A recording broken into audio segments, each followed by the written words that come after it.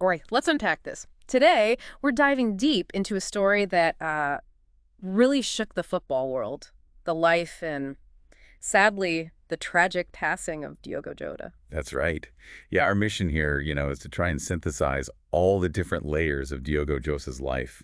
It's quite a journey It really is, from his amazing rise in football. to his, well, lesser-known personal passions, right? And then the heartbreaking way it all ended, alongside his brother Andre Silva. Exactly. We'll be pulling out the key insights from the sources we've looked at to really get a sense of the impact he had. Definitely. So where do we start? Well, we can start with something pretty unique about him. Diogo Jota wasn't actually born Jota. Oh, right. I remember reading that. Yeah, he chose that name. It's basically just the Portuguese way of saying the letter J. Just Jay. And why was that again? To make himself stand out, apparently. There were other players named Silva in his youth academy, so he picked Jota. His own brother, Andre, kept the family name, Silva. That decision right there, so early on, it kind of tells you something about him, doesn't it? It really does. Shows that individuality. And what's fascinating is how that determination shaped his early career, too.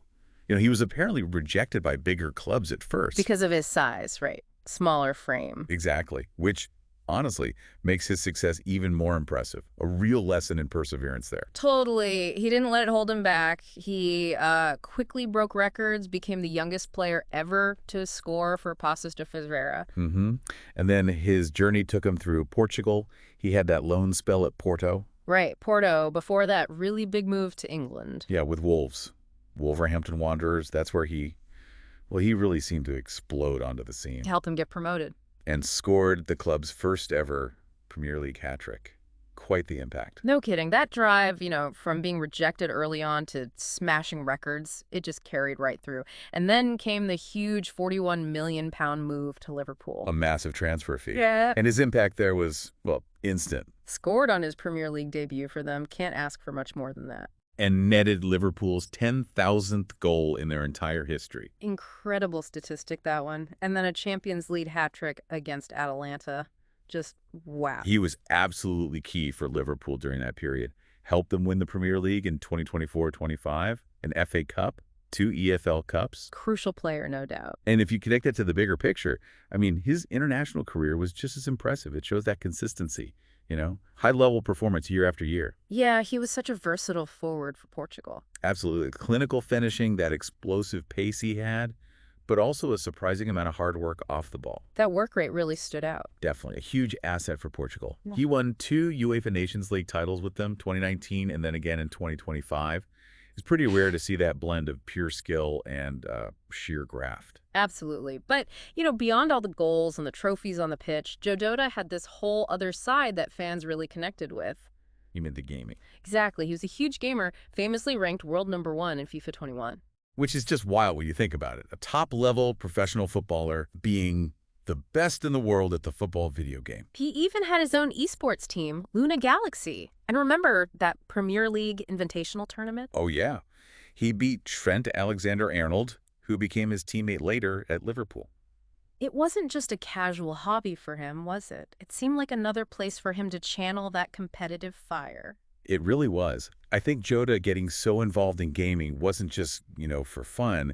It kind of represented this new way athletes could engage, blurring those lines between traditional sports and digital culture. A new frontier, maybe? Sort of, yeah. That #1 FIFA ranking, it showed a competitive drive that went way beyond the football pitch. Gave fans a totally different way to connect with him. Which makes the end so much more jarring after all that success, all that life. The abruptness is just shocking.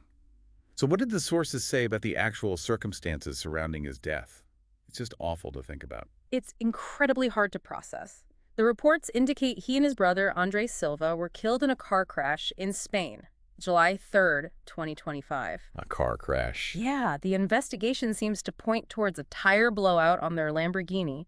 It caused the car to veer off the road, and tragically, it caught fire. Oh, that's horrific. And crucially, the reports also clarified something important, didn't they? About why he was driving. Right. That detail about his recent lung surgery, doctors had advised him not to fly. Exactly. So that long drive back to Liverpool for preseason training, it wasn't some joyride. It completely dispels those awful rumors about them partying or something. That context is so important. It counters that harmful speculation, and the timing, Yeah. just absolutely heartbreaking. Only 11 days before the crash, he'd married Ruth Cardoso. His high school sweetheart, they had 3 children together. Just devastating. And his bond with his brother, Andre. Mhm. You mentioned he kept the Silva name. Giroud once called Andre his favorite player to watch. That connection must have been so deep. The reaction from the football world has just been immense grief, hasn't it? Completely. A huge outpouring. It really speaks volumes about the person he was beyond the player. The tributes really highlight that, don't they? Liverpool deciding to rightly immortalize his number 20 shirt. Yeah, a powerful gesture. And seeing comments from his former manager, Jurgen Klopp, and Portugal captain Cristiano Ronaldo, just expressing deep shock and sadness. The consensus seems clear. Diogo Jota wasn't just an extraordinary talent. But also just a genuinely beloved person, respected everywhere for his sort of contagious joy and his humility by all accounts. So what does this all mean for us looking back? Diogo Jota's story.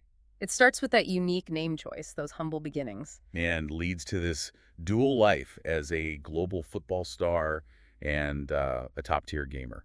It really reminds us there's always more beneath the surface, doesn't it? Definitely. The competitive spirit, the resilience, those personal connections, they define people way beyond just their most visible achievements. Which maybe raises an interesting question for you, the listener. How might recognizing these personal passions, these deep family bonds, like the ones Diogo Jota had, how might that deepen our appreciation for athletes?